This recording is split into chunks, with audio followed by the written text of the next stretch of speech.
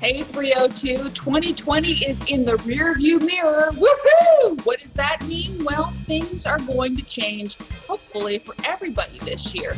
And if there's something that you want to do with your life, maybe something you want to resume from before the pandemic, or something new you want to take up, a life coach may just be the ticket. So grab a pen and paper. We're going to have some tips and tools. The 302 is straight ahead.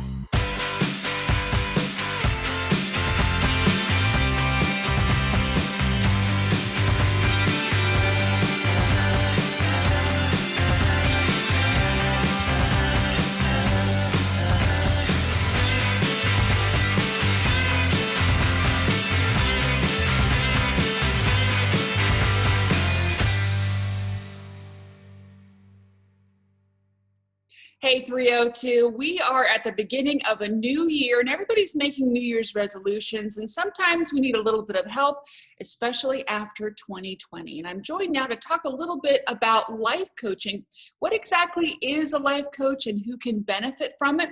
Well, I'm joined by Liz Brown. She is with Be Well Life Coaching. Liz, thanks so much for joining us. Oh, thank you, Jackie, for having me. I'm really excited to be here. So what exactly is a life coach? Well, it's a professional who helps someone who wants to make a change do so. Often people have ideas, they have dreams, they have goals, and they want to create a plan. They want someone to hold them accountable, to support them. So life coaching is a profession where we are certified to help someone really come up with ideas and ways to do that. Mm-hmm. So it's kind of like organizing and fulfilling your goals, right? Oh, organizing, fulfilling, getting perspective, understanding why you want to do something in the first place, and helping you go from a place where you feel like, I'd like to do this, to a place where you're doing it. Mm-hmm. So tell me a little bit about, exactly what happens whenever someone comes to you and says, help me. So if somebody calls me and says, help me, I have something I want to work on. First, I offer them a complimentary session. I think it's important. Most coaches do so that the client can come see if they, if we're a good fit. That means that they feel comfortable with me. They feel they can trust me because it's all confidential.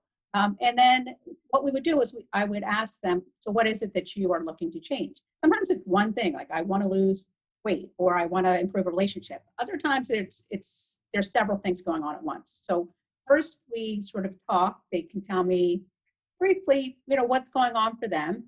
And then we take, and from that, then I'll start to ask them some questions like, why is it important right now that you make this change? Because sometimes somebody wants to make a change, but now might not be the time. So we just sort of talk through it. And then if it's something they want to pursue and they think I can help them, and I think I can help them, then we will set up an appointment to go into, a first session. Now, I guess a lot of people probably have the misconception that life coaches are for celebrities or for really wealthy people, but this is something that every person can use, right? Yeah, you can use a coach. I mean, it's sort of like just someone who is there to be your mentor in a way. We don't give advice. I wouldn't say, hey, this is the way I think you should do this. It's more of a discovery process of asking a bunch of questions because each person has the answers inside them. It's a matter of drawing them out, understanding what's important to them, what their values are. And then based on that, people come up with the answers themselves. We put a structure around it so that it's something where we'll turn an idea into action, and then hold the person accountable in the way that is important to them, so that they, a month from now, a year from now, can say, "Wow, I'm really glad I did that because now I've done what I wanted to do." Now, I was checking out your website in preparation for this show, before we got together to chat. And there was one thing that really resonated with me, and that was if you are stuck. So if you're stuck on something, this is the place to go. Mm-hmm. Yeah. So stuck can mean different things to different people. Stuck can be, I've tried to do this by myself 3 times and I haven't been able to do it. And I don't think I can ever do it by myself. That's a good reason to reach out. It could just be something where somebody feels like there's too many external challenges, and unless they can talk to somebody else about it and create a plan, they're not moving forward. So stuck kind of implies I'm not moving forward as fast as I'd like to. And I think with perspective and support and maybe tools from someone else, that I could move forward. And coaching is not just for the rich and famous, as they say. There are so many coaches now out there, and we all help all different kinds of people. So I help people from teenagers through my oldest client was 94 years old. So there's quite a range of people. There's quite a range of topics that people want to be coached on.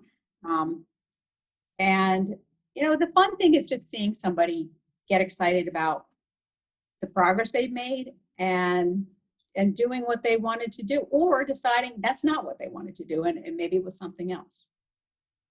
Now, I know a lot of us are dealing with COVID, and when we come back, we're going to talk to Liz a little bit about how to deal with our issues during COVID and how to get back to normal once we get there.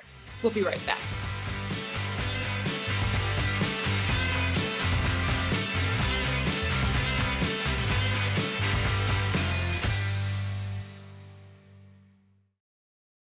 Hi, I'm Diane, current owner of the Brandywine Dance Shop, and I love dancing on the 302.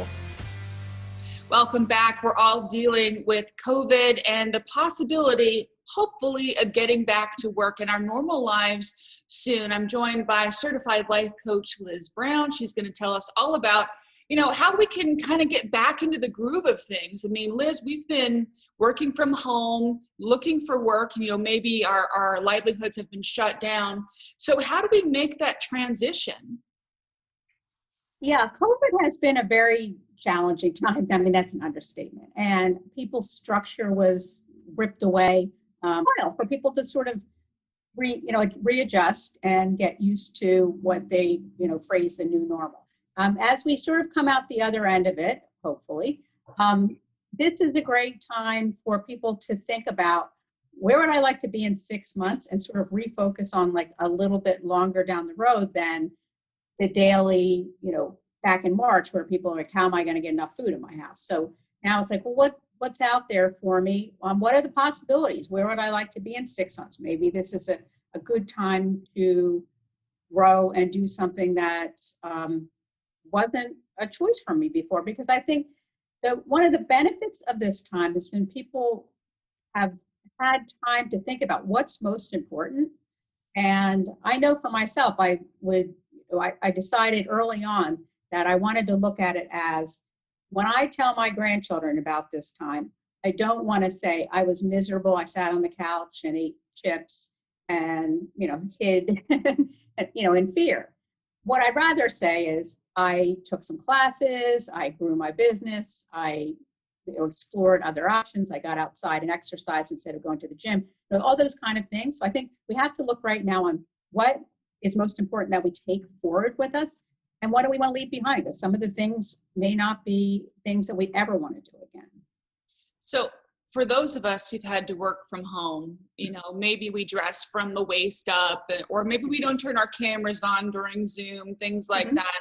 What are some steps that we can do to kind of prepare us if we're going back to our workplace or into a new workplace, and we want to get out of pajama mode, in our living room or home office or whatever? What are some steps we can take?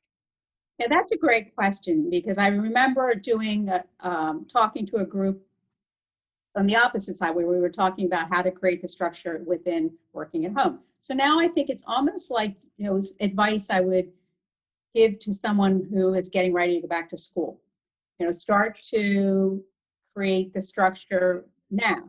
Go to bed on time, get up, get dressed as if you were going to work, and start to get, tell your brain this is a time of growth. Change it from a time of dread to a time of excitement. Like, what am I really looking forward to when I get back there? I want to be, great to see my coworkers. Want to be nice to put on clothes that have a zipper. Things like that I think many of us got used to not having, but at the same time, I think just as we adjusted moving into the lockdown, we will adjust coming out the other side, but it's just going to take a little bit of planning and looking at the benefits of those things and what we will gain versus what we will lose from wearing sweatpants all the time. Sure, sure. And what about the mindset? I know that, it has been, 2020 was a very long year. We're in the middle of a new year.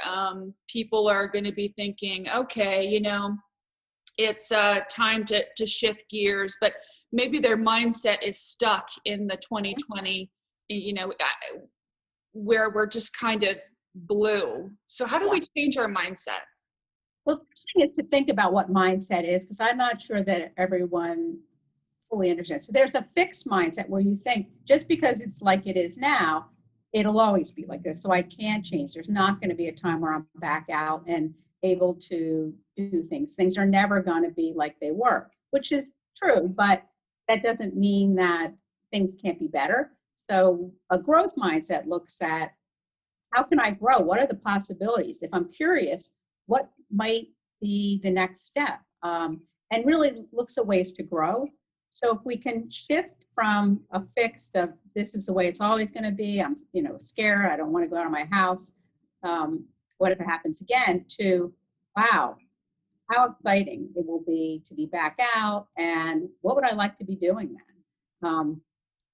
And of course it's going to be a process and we all have to be safe as we transition, but looking at more of the what ifs in terms of excitement versus dread. So maybe it's a little bit like, how you prepare for people that run, you prepare for a 5K, maybe, you do a little bit each day, Yes. Getting ready for the big day when we all get to go outside and maybe actually be in a 5K. It's funny the things you miss. Yeah, exactly. Like just look at the what the possibilities are and sort of, almost shake off all the weighing down thoughts that we've all sort of gotten used to. Yeah, unshackle ourselves from 2020. And when we get back, we're going to talk a little bit about, those New Year's resolutions that we all make. Well, there's going to be a ton of them this year, I'm sure. So we're going to talk more about that and how you can be successful when we return.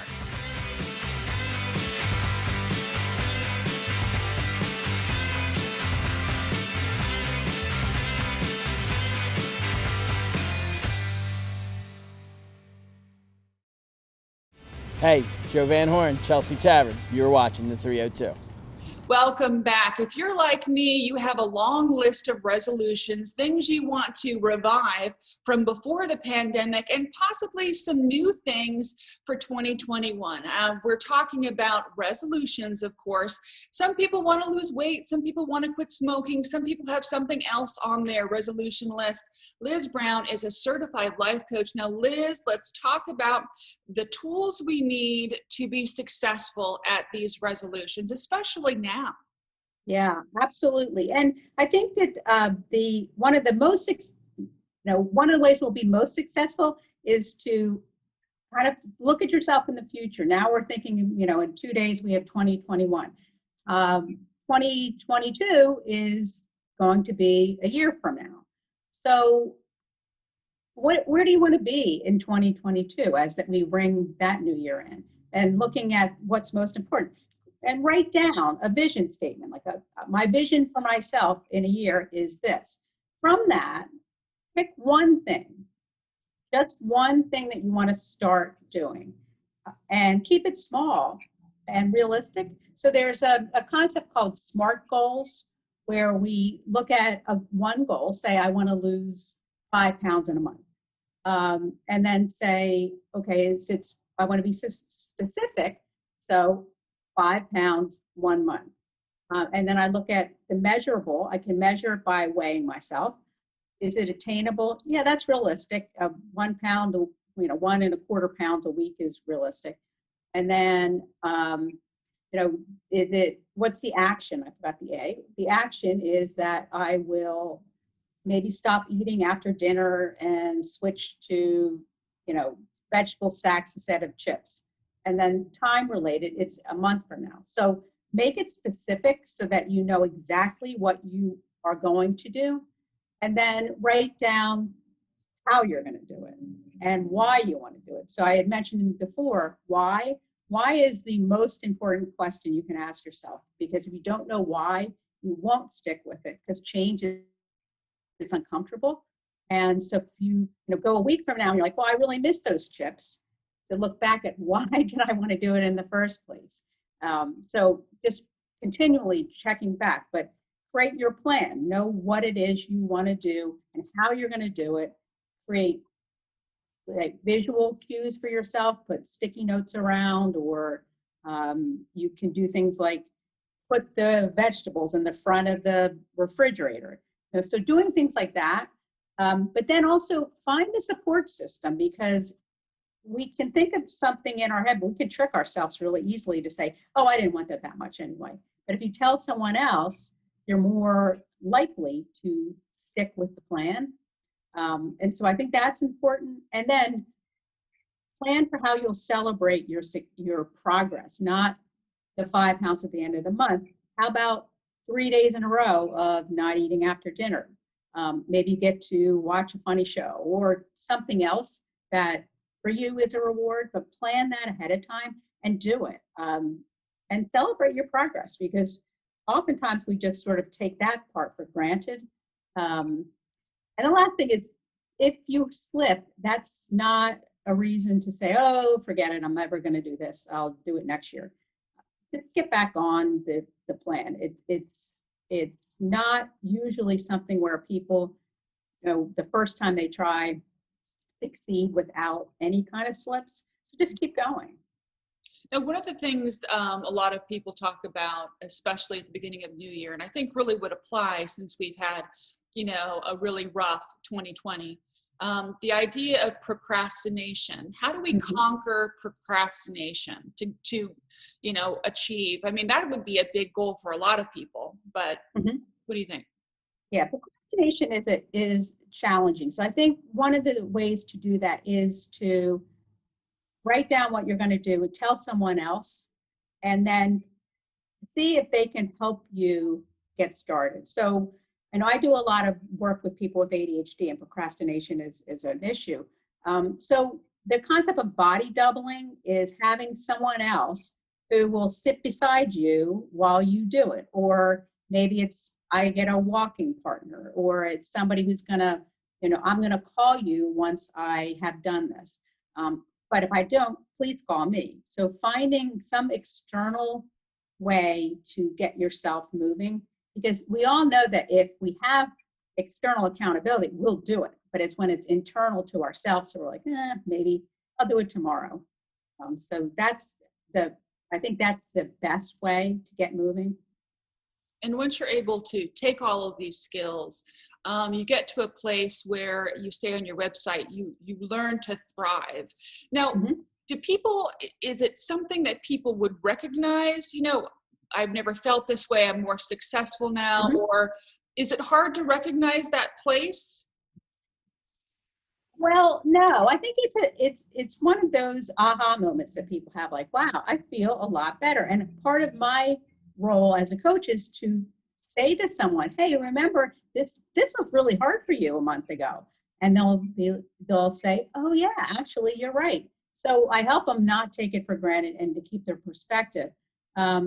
And some things are very subtle, the changes where people say, gosh, I was really struggling, and now this is not that big of a deal. And I do feel like I can take the lessons I learned from doing that and apply them to something else. And that's where people start to really thrive. They feel like, I've got this, I'm not being weighed down by stress. I'm not my worst critic, and that my my self-talk is more positive. And I think that's where we really thrive, when we can start to imagine possibilities and not beat ourselves up as much. Sure. And to realize that you can achieve your goals. It's not Mhm. just something that you'll do one day. It's something that you can start doing today. Now, Liz, Absolutely. if somebody wants to, find out more about, how to connect with you and whether you're a good fit for, life coaching, how do they get in touch with you? They can reach me through my website. There's a button on there that's to schedule a complimentary session. They could also call. I'd be happy to talk to anybody. I love my job for this reason. I love talking to people, hearing their dreams or goals, and then, whether it's a good fit to work with me or not, we always have a great conversation, and I can help them, maybe find the resources that they need. Well, you've already given us some good tools to take away just from this show. So I'm sure that if people do connect with you, they certainly will find success. Thank you so much for joining us, and we hope that you have a very happy new year. So it's my pleasure. Thank you. And we'll be right back.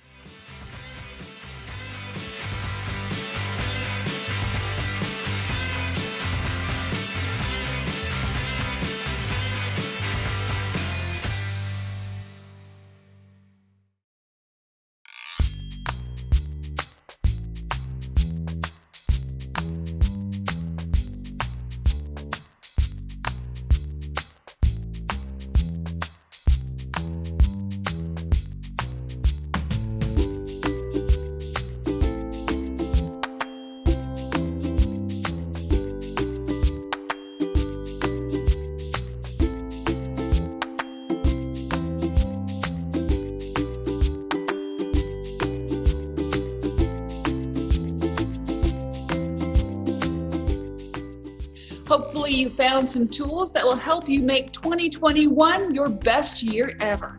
That'll do it for this week's episode. We leave you with some beauty shots of Wilmington. Until next time, we'll see you on the 302.